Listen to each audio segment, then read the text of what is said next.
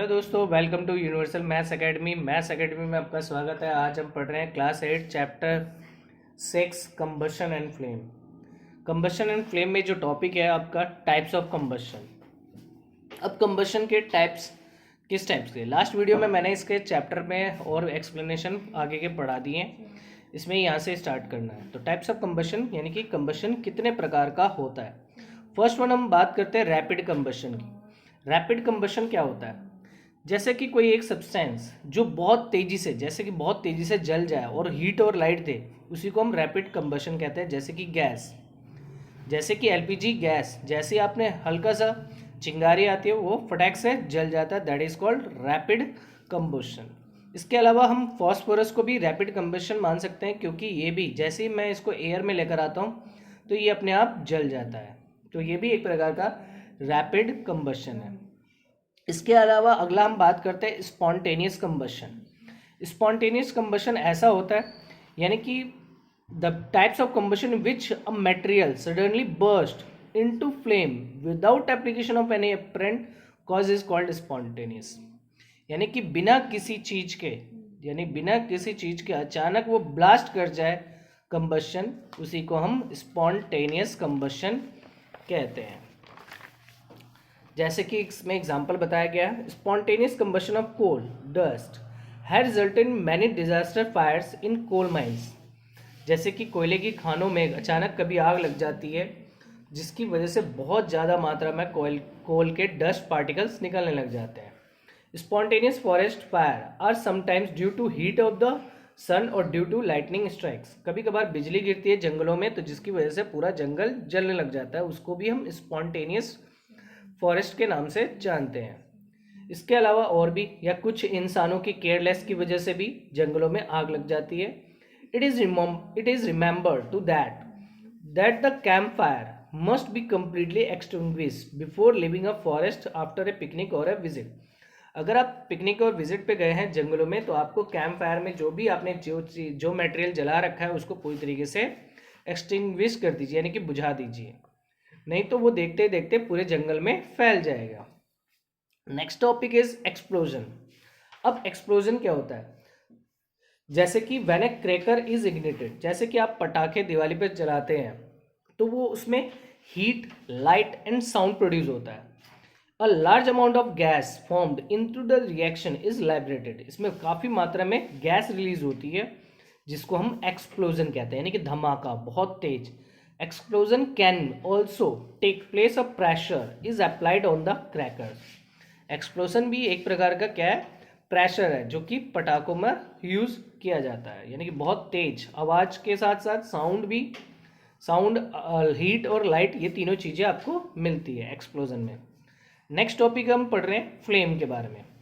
अब फ्लेम, मैंने कि जैसे कि लास्ट वीडियो में बताया था कि फ्लेम होता क्या है, जनरली कौन कौन फ्लेम दे सकता है। तो आप देखेंगे यहाँ पर फ्लेम के बारे में, फ्लेम कौन कौन दे सकता है। तो यहाँ पर आपके पास material forming flame on burning, कौन कौन फ्लेम देगा, कौन कौन फ्लेम नहीं देगा। जैसे कैंडल फ्लेम देता है, ठीक है। मैग्नीशियम फ्लेम देता है, जैसे कि हमने देखा था। कैम्फर यानी कि कपूर भी फ्लेम देता है। आप देखेंगे कपूर आप जलाते हैं तो वो ऊपर इसकी लौ बन जाती है, तो वो भी फ्लेम देता है। कैरोसिन स्टोव, वो भी उसकी भी फ्लेम होती है, ठीक है। चारकोल ये फ्लेम नहीं देता, ठीक है। तो जो फ्लेम देता है उसकी आगे लौ बन जाती है, और जो फ्लेम नहीं देता वो पूरी तरीके से बर्न हो जाता है, यानी कि जल जाता है, ठीक है। नेक्स्ट यहाँ पर देखिए दिखाया गया है कि किसका किसका फ्लेम है। यहाँ पर कैंडल फ्लेम दे रहा है, और यहाँ पर देखिए गैस का जो जलाया गया है गैस स्टोव, वो भी फ्लेम दे रहा है। यहाँ पर फ्लेम्स और भी दिखाए गए हैं, जैसे कि कैरोसिन लैम्प है, वो भी फ्लेम दे रहा है, कैंडल दे रहा है, ठीक है। तो ये कुछ फ्लेम के एग्जाम्पल है, कौन कौन फ्लेम देता है, कौन कौन फ्लेम नहीं दे रहा। अब यहाँ पर एक और एक्टिविटी है जिसमें बताया गया है स्ट्रक्चर ऑफ फ्लेम, यानी कि फ्लेम का स्ट्रक्चर कैसा होता है। तो इसको हम बाद में देखेंगे। Next one topic is the substance which vaporise during the burning and gives flames. जो सब्सटेंस जलता है और वेपर की फॉर्म में निकलता है वही फ्लेम देता है। जैसा कि example kerosene oil and molten wax में, जैसे कि आप कैरोसिन ऑयल या फिर मोल्टन वैक्स को जब आप जलाते हो तो उसकी विक से एक वेपराइज गैस निकलती है, जिसको हम फ्लेम नाम देते हैं। जबकि चारकोल को आप जलाते हो तो वो वेपर की फॉर्म में नहीं निकलता, वो पूरी तरीके से बर्न हो जाता है, जल जाता है, तो वो एक यानी कि फ्लेम नहीं देता है। अब यहाँ पर एक और चीज़ दिखाई गई है, देखिए यहाँ पर, ये देखिए कैंडल नीचे और यहाँ पर एक ग्लास का है। जब हमने इसको जलाया तो यहाँ पर ब्लैक कलर का सब्सटेंस बन गया, that is called complete combustion नहीं है ये, यानी कि ये आइडियल फ्यूल नहीं माना जाता, क्योंकि इसमें कार्बन के पार्टिकल्स आपको ज़्यादा दिखाई दे रहे हैं। ठीक है, अब जो क्या नाम है, ब्लैक कलर का जो सब्सटेंस है, जो रिंग फॉर्म बन गई, इसका मतलब है कार्बन पार्टिकल्स, और ये इसको हम लुमिनस जोन भी कहते हैं। लुमिनस जोन वो होता है जिसमें यानी कि रोशनी प्रदान करते हैं, उसको लुमिनस जोन भी कहते हैं। नॉन लुमिनस जोन वो होता है जो यानी कि रोशनी प्रोवाइड नहीं करता। ठीक है, नेक्स्ट वन। अब आपने देखिए कैंडल फ्लेम का डायग्राम है, इसको आपको याद रखना है। देखिए different zone of candle flame, देखिए ये कैंडल है, ये कैंडल की फ्लेम है, इसके 3 जोन होते हैं। आउटर जोन जो कि बाहर की तरफ, फिर उसके बाद मिडल जोन जो बीच में, और फिर उसके बाद एक इनर मोस्ट जोन। अब जो इनर मोस्ट जोन होता है वो अनबर्स्ट वैक्स होता है, यानी कि पूरी तरीके से जलता नहीं है, यानी कि इसका जो ब्लैक कलर का सब्सटेंस मिलेगा, ठीक है, यहाँ पे जो कलर मिलेगा कैसा, ब्लैक कलर का। जो मिडल पार्ट जोन है उसमें उसका कलर कैसा होगा, येलो, और ये थोड़ा बहुत पार्शियल कंबशन है, यानी कि पूरा कंप्लीट कंबशन नहीं है। लास्ट वन जो है ब्लू जोन होता है, जो कि बाहर की बॉडी होती है, इसमें पूरी तरीके से कंबशन हो जाता है, कंप्लीट कंबशन हो जाता है। अब इसके अलग अलग पार्ट भी बताए गए हैं। ये जो बाहर का जो ब्लू जोन है उसको हॉटेस्ट पार्ट कहते हैं, जो बीच वाला जो पार्ट होता है रेड वाला या येलो वाला उसको मॉडरेट हॉट कहते हैं, यानी कि ना ही ज़्यादा गर्म ना ही ज़्यादा ठंडा। नेक्स्ट लास्ट वाला जो होता है वो लीस्ट हॉट, यानी कि बहुत ही कम गर्म होता है। ठीक है, तो ये हमारा कैंडल फ्लेम का डायग्राम है। अब आपने देखा होगा गोल्ड स्मिथ जो सुनार है वो आउटर मोस्ट जोन का यूज़ करते हैं ब्लो पाइप के द्वारा। क्यों? क्योंकि मेल्टिंग ऑफ गोल्ड और सिल्वर को पिघलाने के लिए वो कंप्लीट कंबशन होता है, इसलिए उसका यूज़ करते हैं। नेक्स्ट है व्हाट इज़ फ्यूल। अगला topic what is fuel. Fuel है क्या? फ्यूल वो सब्सटेंस होता है जो जलता है, उसी को हम फ्यूल कहते हैं। जैसे कि लकड़ी, चारकोल, पेट्रोल, कैरोसिन, ये सारे के सारे फ्यूल है जो कि इंडस्ट्री में और डोमेस्टिक यानी कि हमारे घरों में यूज़ किए जाते हैं। अब ये सारे के सारे फ्यूल है, लेकिन एक अच्छा फ्यूल कौन सा है जो आसानी से मिल जाए, जो सस्ता होना चाहिए, जो जले हवा में यानी कि आसानी से जले, जो कि मॉडरेट रेट पर, इसके अलावा ज़्यादा हीट प्रोवाइड करे, इसके अलावा जब जलने के बाद कोई भी पार्टिकल्स ना छोड़े, उसी को हम अच्छा फ्यूल मानते हैं। तो there is probably no fuel that could be considered as an ideal fuel. तो हम कह सकते हैं कि इनमें से कोई भी आइडियल फ्यूल नहीं होता। क्यों? क्योंकि कोई भी फ्यूल जलता है तो उसमें से कुछ ना कुछ पार्टिकल्स अपने साथ छोड़ देता है। That is called ideal fuel. वो होता है जिसमें शायद पार्टिकल्स बिल्कुल ना छोड़े, यानी कार्बन पार्टिकल्स ना छोड़े, उसको हम आइडियल फ्यूल कहते हैं। ठीक है, और फ्यूल्स जो होते हैं अलग अलग कॉस्टिंग पे मिलते हैं, उनका अलग अलग कंपेयर करें तो फ्यूल की कॉस्टिंग डिफरेंट डिफरेंट टाइप्स की होती है। अब फ्यूल 3 टाइप्स के मिलते हैं, solid, liquid and gas. Solid में आप कोल का यूज़ कर सकते हैं, लिक्विड में आप कैरोसिन का यूज़ कर सकते हैं, और गैस में नेचुरल गैस। ठीक है, नेक्स्ट टॉपिक इज हम फ्यूल इफिशियंसी के बारे में बात करते हैं। Fuel efficiency, suppose you are asked to boil a given quantity of water using cow dung, coal and LPG gas. अगर आप किसी चीज़ को बॉयल करो, यानी कि पानी को बॉयल कर रहे हो लकड़ी के कंडे पर, यानी कि गाय के जो कंडा बनाते हो उस पर, या कोयले पर, या फिर एलपीजी पर, तो आप ऑब्जर्व करेंगे, ध्यान देंगे कि किससे पानी जल्दी गर्म होता है। तो आप ध्यान से ऑब्जर्व करेंगे तो सबसे पहले एलपीजी पानी उसको जल्दी गर्म करेगा, आपके बर्तन खराब नहीं होंगे, ठीक है, यानी कि उस पर कालख नहीं पड़ेगी। तो एलपीजी को हम मानते हैं क्या, बेस्ट फ्यूल या ideal fuel compare to this one. ठीक है, अब कैलोरिफिक वैल्यू किसे कहते हैं? The amount of heat energy produce on complete combustion of 1 kg of fuel is called calorific value. 1 kilo fuel को जब हम जलाते हैं और वो कंप्लीट कंबशन हो जाए, यानी कि पूरी तरीके से जल जाए, और कितनी हीट देता है, उसी को हम कैलोरिफिक वैल्यू कहते हैं।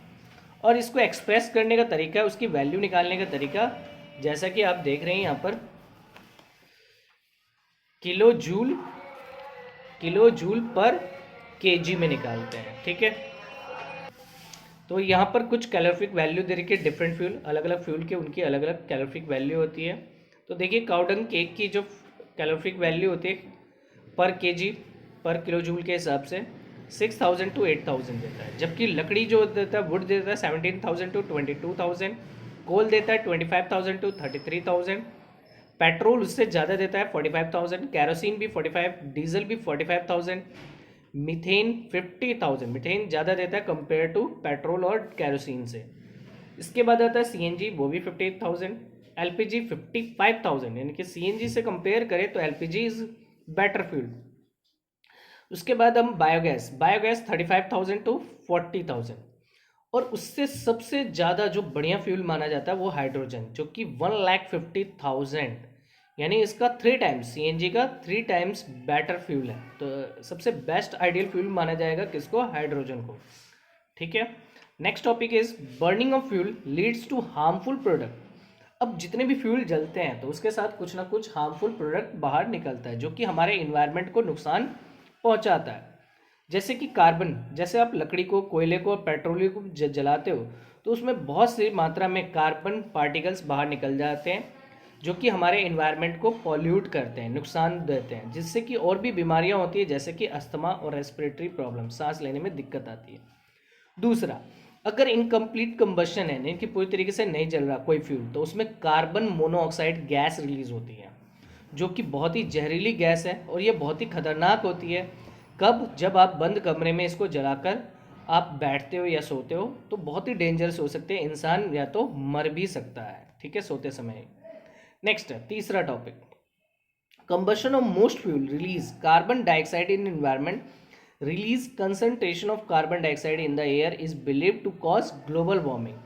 अगर यही कंबशन ठीक प्रकार से ना हो, कंप्लीट कंबशन ना हो, तो कार्बन डाइऑक्साइड गैस इन्वायरमेंट में रिलीज होगी, जिसकी वजह से कार्बन डाइऑक्साइड की मात्रा बढ़ने से ग्लोबल वार्मिंग का फर्क पड़ सकता है। अब what is the meaning of global warming? तो ग्लोबल वार्मिंग पढ़ लेते हैं क्या है।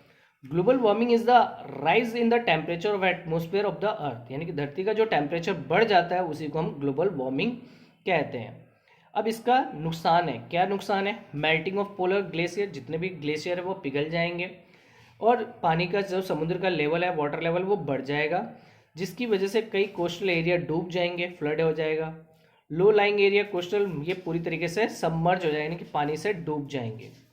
Next topic is fourth point, burning of coal and diesel release sulphur dioxide gas. जब आप कोयले को और डीजल को जब जलाते हैं तो वो अपने साथ साथ सल्फर डाइऑक्साइड गैस रिलीज करते हैं।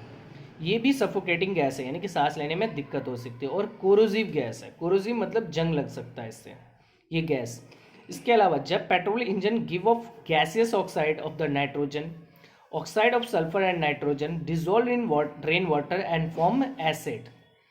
अब ये जो गैसें हैं ये हवा में, इन्वायरमेंट में चली जाती हैं और अपने साथ नाइट्रिक एसिड या सल्फ्यूरिक एसिड बन जाती हैं, जिसको हम एसिड रेन कहते हैं जब ये पानी के साथ मिक्स होती है तब। और ये बहुत ही खतरनाक है फसलों के लिए, बिल्डिंग्स के लिए, सॉइल के लिए। जैसे कि आप क्लास 7th में आप इसके बारे में पढ़ चुके हैं। तो हमें क्या करना चाहिए? The use of diesel and petrol as a fuel in automobiles being replaced by CNG, यानी कि पेट्रोल और डीजल की गाड़ियों की जगह में सीएनजी की गाड़ियाँ यूज़ करनी चाहिए। और सीएनजी जो है कंपेयर टू बहुत ही बढ़िया फ्यूल माना जाता है, वेरी स्मॉल अमाउंट में हार्मफुल प्रोडक्ट छोड़ता है, और CNG is a cleaner fuel. अब यहाँ पर एक टॉपिक रह गया था, ये हम पढ़ा देते हैं।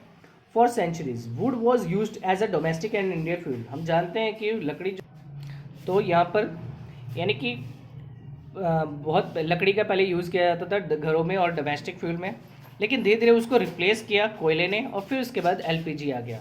आजकल ज़्यादातर देखेंगे गांव साइड एरिया में, हमारे देश में लकड़ी का आज भी यूज़ किया जाता है फ्यूल के रूप में, क्योंकि ये आसानी से मिल जाता है और सस्ती कीमत पे मिलता है।